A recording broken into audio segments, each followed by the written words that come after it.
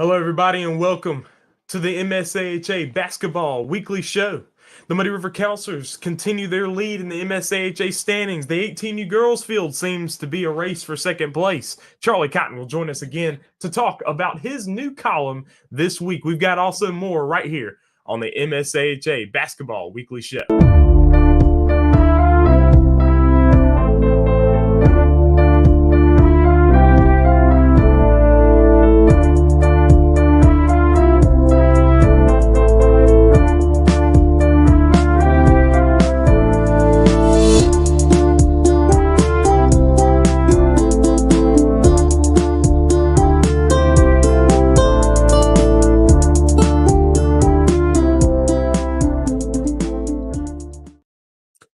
So before we dive into this week's show, I want to remind you to go ahead and hit that subscribe button. Hit the subscribe button to the TSJW Network YouTube channel. We've got a lot going on here. We've got MSAHA primetime games. Of course, we got some Counselors TV action. We've got this show. We've got plenty right here on the TSJW Network. Please be sure to subscribe. Also, check out the website, tsjwnetwork.net. If you really want to know some information, you can go to the website, tsjwnetwork.net, and that is where you can look at the scores around the league, the standings, the schedules, and more. We also have Charlie Cotton, our contributor, writing columns every week. He's got a new column this week that we'll talk to him about a little later on in the show. We also have Tate Boggs, who writes articles, beat writes for the PCA Paladins. Charlie does that as well for the Hattiesburg Forerunners. I do it for the Muddy River Counselors. So we've got plenty of stuff going on there on the TSJW Network website. Be sure to go check that out and keep that tab open so you can see what's going on throughout the league. So this past week, we have some scores here, and so looking at these right here, from November 9th, the Laurel Nighthawks and the Scott County Flames matched up on November 9th. Of course, no 18U boys team for Scott County, so they did not compete in that category. But in 16U boys, Laurel defeating Scott County by a score of 48-27. And then in 18U girls, Laurel winning that ball game 59-21. This Laurel girls team just has been cruising through the season thus far. They're 9-2 overall, and of course 5-0 in conference play. And then looking at PCA and Laurel went up against each other on Saturday, November 11th. PCA winning the 16U boys matchup 50-18. I mean, just a dominant performance for PCA in that win. 18U girls, oh, that is a typo. I'm so sorry about that. Laurel defeating PCA for sure. 65-38. And, of course, Laurel continuing to cruise. Also in 18U boys, PCA getting that win by 31 points over Laurel, 58-27. Those games happened at Salem Heights Baptist Church. Also at Salem Heights Baptist Church, Laurel had a tough week. They played PCA and Muddy River, as we talked about last week. 16U boys there. Muddy River getting the win, 49-25. I mean, listen, the 16U boys, they put up a fight. They kept the Counselors on a slow trickle up in that lead. And 18U girls, the Laurel Lady Hawks, of course, getting the win, 59-16. They were able to, just use that size advantage to beat the Muddy River Counselors, who are much smaller. Of course, 18U boys, Muddy River defeating Laurel 63-39. Laurel was able to kind of pull it in a little bit in the third quarter. Of course, the game was always pretty comfortably in the Counselors' hands, but Laurel able to use some of their players pretty well. Brock Anderson had a great night with 18 points for Laurel.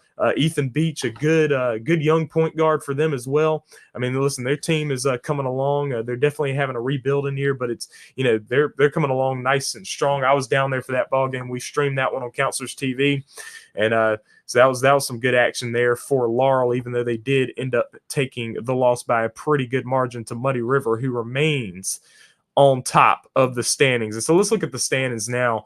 Muddy River up on top with a 3-0 conference record, 4-0 overall. PCA 2-1 in conference, with their only loss being against Muddy River, 2-2 overall. Hattiesburg hasn't really gotten into as much conference play yet. Their only game has been against Jackson, and they won that ball game. They're 1-0 in conference, 3-0 overall with an undefeated record. Of course, Muddy River is 4-2 overall. We're actually going to talk about that a little later on. That's an old graphic there.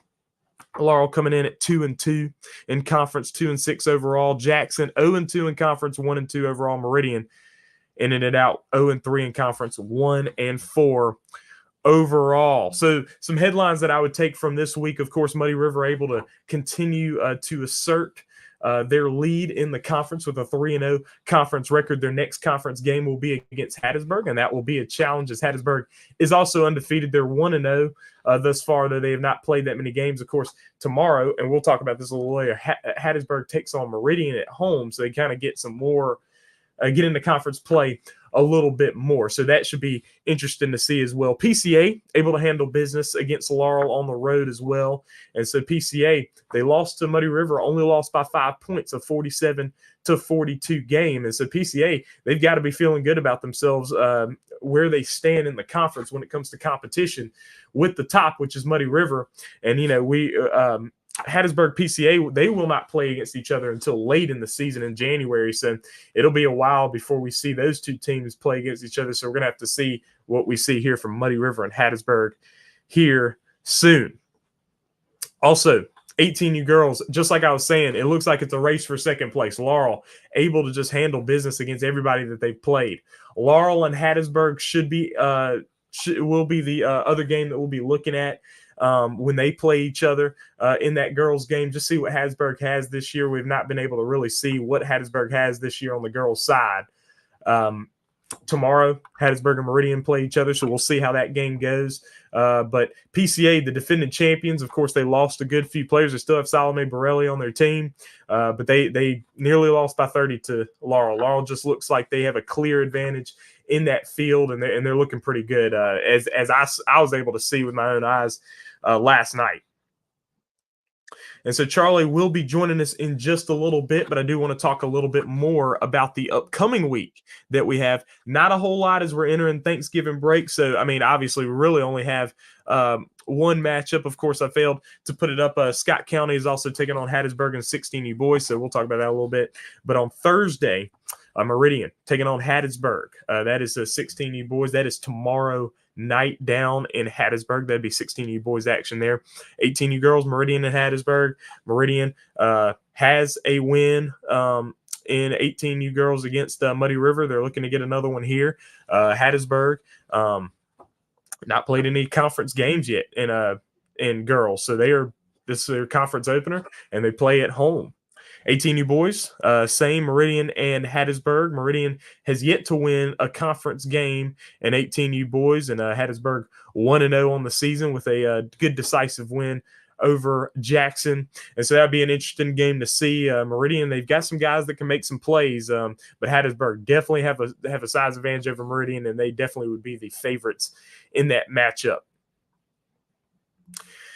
And so that's what we're going to see this upcoming week. Of course, we're coming up on Thanksgiving week. We will see if we have a show next week. I'm not sure if we will. I think we will, though. We're going to try to get some guests on. We do not have a guest today. We were unable to get a guest today. We do plan on making a switch soon from this morning time, which is 11 a.m., to a 8 p.m. Time that we did most of last season. The reason why we're doing the morning time is, of course, THM Network also, we do coverage of Terry Bulldogs football, and they are in the playoffs, and they actually have a playoff game on Friday. They take on West Jones. It's the second round of the playoffs. And so we do that show, that coach's show, on Wednesday nights, and that's why I was unable to do it. And we have the show in the mornings for right now, and then we'll switch back to the night once that season concludes. So most likely either next week or the following week, we will be back at 8 p.m. right here on the TSJW Network YouTube channel. Please be sure to hit the subscribe button and also check out the website. And so column of the week was done, of course, again by our contributor, Charlie Cotton. The title of this one had a lot to do with the Muddy River Counselors taking on non-conference opponents. The Muddy River Counselors took on the Jackson Prep Patriots as well as the MRA Patriots. They're both they have both the same name. The title of this column: Muddy River Counselors take big losses to MRA and Jackson Prep. How will it affect their game?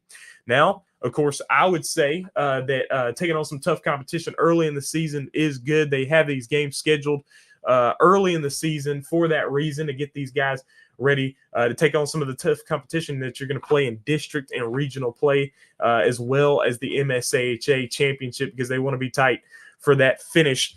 And so we are bringing on Charlie now to kind of talk a little bit about that column. Charlie, definitely thank you for joining us. This is our contributor, Charlie Cotton. So, Charlie, I think challenge and competition will help the counselors in the end of the year just get tight and just see their areas of weaknesses, because if you're taking on competition, of course PCA was tough competition, but if you're taking on competition where you're beating them easily, they even played Park Place Christian Academy, which is a private school in the area that they're able to handle pretty well.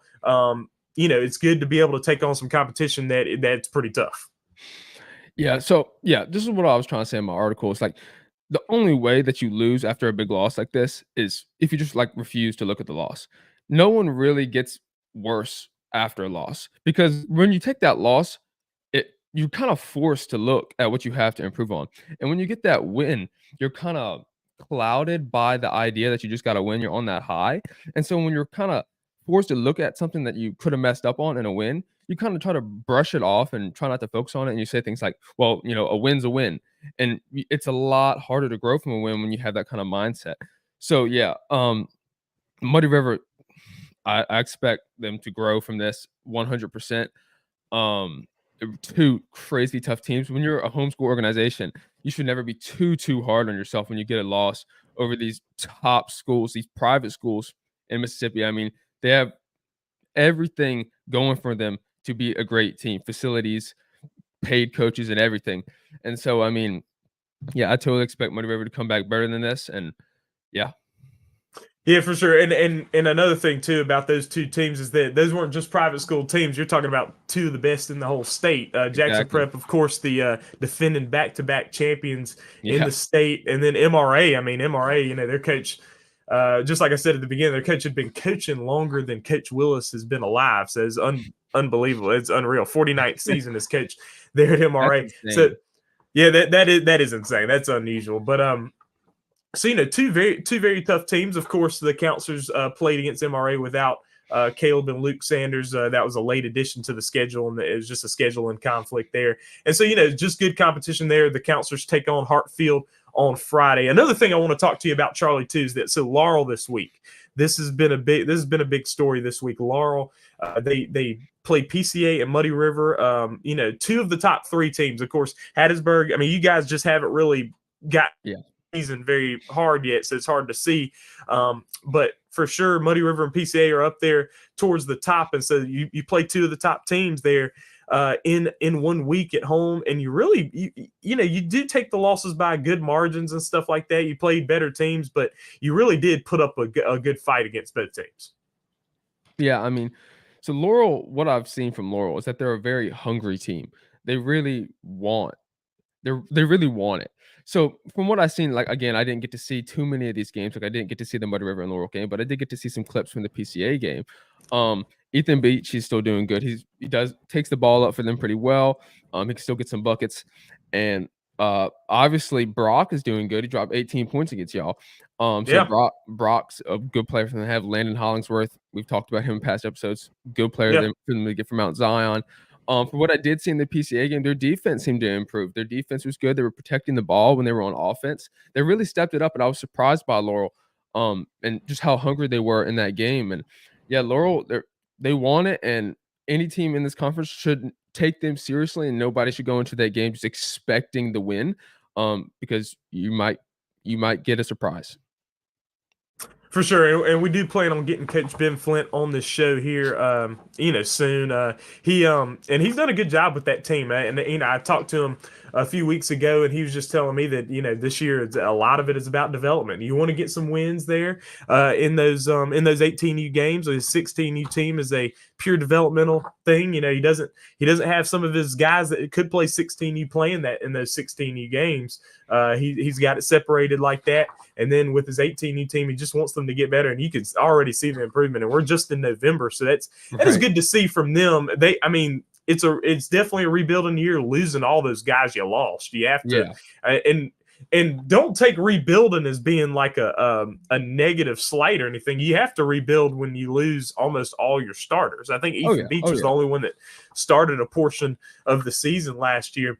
So that is good to see there from Laurel. I mean, I was able to see it personally last night when they played against Muddy River. It was, they were able to, it always looked like the counselors were going to win the game, but Laurel kept a challenge there as well. So, Charlie, last question I want to ask for you. So, now we're coming into Thanksgiving break here shortly. You guys take on Meridian tomorrow, and so you're able to take on another conference opponent before before we get into Thanksgiving break, and then y'all come out and y'all are playing Muddy River as soon as Thanksgiving break ends. So really, you want to get this game. You really want to. This has a lot of tune-up. There's a lot of tune-up to this game, but also, I mean, listen, Meridian's got some players that can make some plays. Yeah, we're gonna go in. We're gonna do our thing. It's at our home court, so we do have that home court advantage or whatever. We have a good crowd, very good student section. But we're gonna come in doing our thing. Yeah, student section's crazy. But we're gonna come in doing our thing. Braden's gonna do his thing. Keller Russell, he's gonna shoot some threes, but I mean, we're doing good. I mean, we're playing good as a team. Obviously, we're trying to improve game by game. So we really, like you said, we're trying to tune up for that Muddy River game coming up, improve everything that we can before that matchup. But we're going to do our thing. Meridian's going to do their thing. They got Coker and they got Franklin. They're going to do those things. And it's going to be a good game. But yeah. So 18 you girls, and this is actually the last question I'll ask you. I kind of told you his last question wasn't. So 18 you girls field, Laurel's just running away with it. And I just kind of am saying, like, look, it's looking like making it to championship Saturday would be the goal for the rest of them. And, PCA would be kind of leading that pack, and Hattiesburg would be a close challenger there. But we have to see, though, about Hattiesburg and Meridian. That game tomorrow, I'll be interested in seeing it because we haven't seen Hattiesburg. Hattiesburg's 2-2 on the year overall, 0-0 in conference, have not played conference. But it's hard to take much from any of those games they've played. I mean, the first two games they played, both losses by by wide margins, didn't have their starting point guard in the game. So, those games are kind of like, okay, you can't take much from that. Then they've got 2 wins over New Life, which they were able to handle there. I haven't seen New Life, but I just know that, that's, it's probably an opponent that, they have more success with there. So be interested to see tomorrow as they play some conference competition. What do you, when you see this 18U girls field, what's the look to you? Yeah, I mean, so obviously Laurel is dominant in a girls team. They beat Lamar Christian. And so it's Laurel, like you said, is going to be in the championship, hands down. I totally believe that. I know it looks like it for sure. Yeah, I can't really speak for too many other girls teams, but I know our girls team, they're with us every practice. They're practicing against us guys at practice. So Coach Gigi, he's doing a great job coaching them, very passionate with his team. And obviously we have, I know the girls teams, they have good relationships with the girls on Meridian. So it's gonna be a good matchup, but yeah. Yeah, for sure. Charlie, man, appreciate you joining us, of course, once again, as our contributor, Charlie Cotton. He writes columns every week, and I mean, he's been very consistent with that. We appreciate him for that, for sure. Also, beat writing for the Hattiesburg Forerunners. So keep a lookout to that TSM Network website because we've got a lot of stuff going on that website. We appreciate Charlie. Thank you for joining us, man. Thank you. Absolutely. And so, another thing I wanted to let you guys know is that if you have any kind of request of something that you want us to talk about here on the MSAHA Basketball Weekly Show, or maybe even a possible suggestion of a segment to add in. Now, listen, I'm not guaranteeing that we're going to do it, but if you have any ideas, just shoot us an email, tsjwnetwork@gmail.com. You can reach us on email there. Just send an email and I'll check it out and I'll consider it because we are definitely open to that kind of thing for sure. Also, now a new segment that we've added to this show, a trivia section to the MSAHA Basketball Weekly Show. And so how we'll do it is I'll just throw out a trivia question there, and I'm going to want to hear comments. I'm going to want to see comments on this show guessing the answer to this trivia question. And then next week, we'll come back and answer this trivia question and have a new one for you for the following week. So this week's trivia question is, who were the first three organizations in the MSAHA when it all started? The first three. So I repeat the question again. All right. Who were the first three member organizations of the MSAHA? So please comment down below. You can go ahead and do that right now, or you can do that right now and do it whenever in this next week. What you think the three first member organizations for the MSAHA were. And we will answer that question next week. Thank you, folks, for joining us on the MSAHA Basketball Weekly Show. We had a shorter show this week. We didn't have as much going on, but listen, once the next show in December comes around, it's going to be thick with stuff right here on the MSAHA Basketball Weekly Show. Thank you all for joining us. We out.